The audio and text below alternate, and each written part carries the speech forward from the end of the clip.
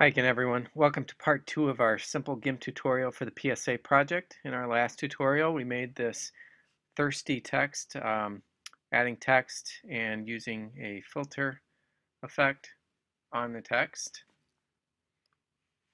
In this tutorial, I'm going to show you how to add images to our poster.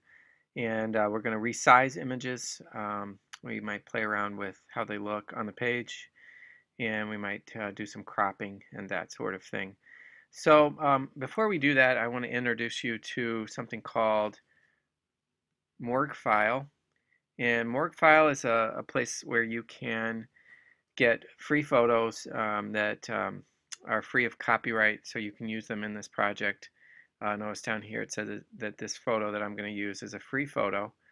And you just go to morgfile.com and do the search based on your topic, and you'll likely find some images that you can use. I've already downloaded this image. We'll look at that in a minute. Another place you can go is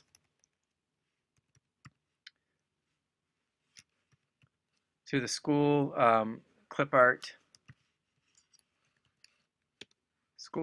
site. It's schools.clipart.com, and Mylan has a subscription to this site, and the username is Mylan124, and the password is big reds, all in lowercase, no spaces. And you can use the school clip art site as well. Let's move this over just a little bit.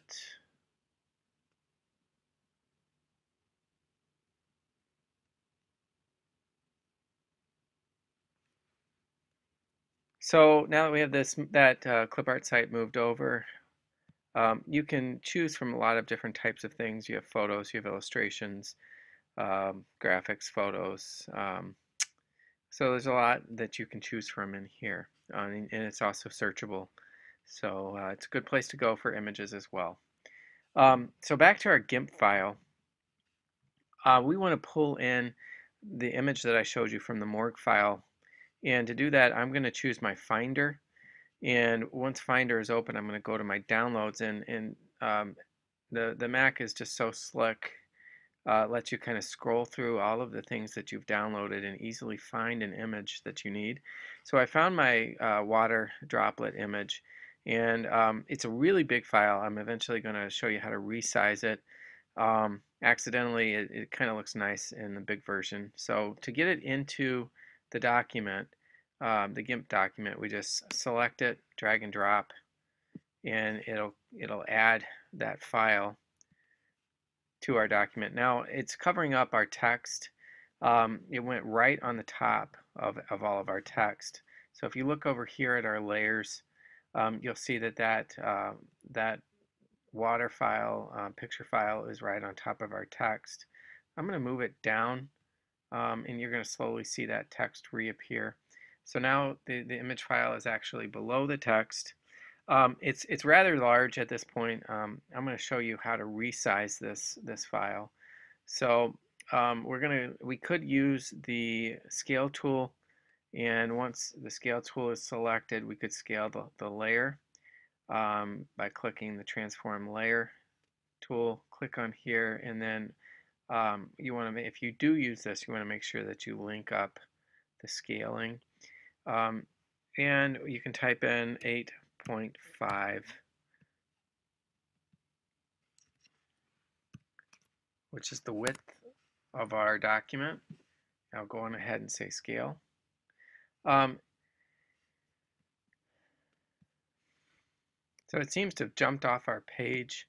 I'm going to just pick my move tool and see if I can bring it back, and I was able to bring it back. It had just skipped over here off to the side.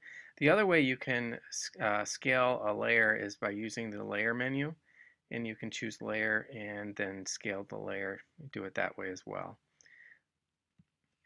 So now that we have this image, I want to do some more work on it. I might decide it's fine as it is. I might want to crop it a little bit so that we don't have this bottom part right here. In that case, I could use the crop tool. So go into crop, and I want to show my tool options. And if it's not selected, this dialog box right here, you want to crop the current layer only. If we don't, it's going to crop the whole document. So then I come in and I just make the selection of the area that I want to crop. Choose that right there. Select in the middle or on any corner, and it's going to crop the image down to size. Now if I want to play around with placement of my text is in 3 different layers. It's in this drop shadow layer, this middle layer here, and the grow layer. If I want to move them all together, I can link them and choose the move tool. Choose one of the layers that I've linked, and I can move this and maybe have an off-center title. Okay, so that's adding an image, cropping an image. Another thing I might want to do is just simply outline or put a border around an image. So if I wanted to do that, I'm going to undo what I just did, say Command Z and undo. Go back down and find the file image. I'm going to move it, and I'm going to crop it again.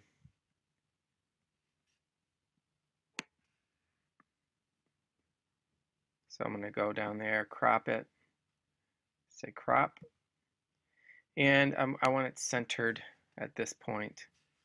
I choose the move tool, move active layer, and I'm going to center it on the page. I'm going to go back and I'm going to center my text as well. Center that on the page. So that's another way we could go about arranging our poster. And then down here at the bottom, of course, we would have text, maybe facts, figures about the need for water around the world, that sort of thing. How many children might be in need of clean drinking water, and so forth.